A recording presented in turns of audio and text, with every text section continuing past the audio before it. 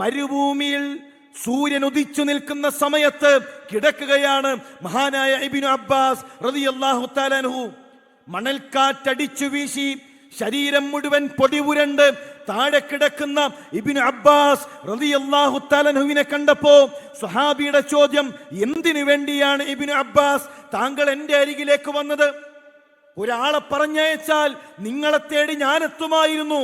കാരണം അഹ്ലു ബൈത്തിൽപ്പെട്ട പ്രവാചകന്റെ കുടുംബത്തിൽപ്പെട്ട വ്യക്തിയാണ് നിങ്ങൾ. അതുകൊണ്ട് എന്തിനാണ് ഇത്രയും ത്യാഗം സഹിച്ച് ഈ ചുട്ടുപൊള്ളുന്ന സൂര്യന്റെ താഴെ ചുട്ടുപൊള്ളുന്ന മരുഭൂമിയിൽ നിങ്ങൾ കിടന്നുറങ്ങിയത് എന്ന് പറയുമ്പോ ഇബ്നു അബ്ബാസ് റളിയല്ലാഹു തആല അൻഹുവിന്റെ മറുപടി, ആവശ്യക്കാരൻ ഞാനാണ്. ഇത് പ്രവാചകന്റെ അനന്തര സ്വത്താണ്.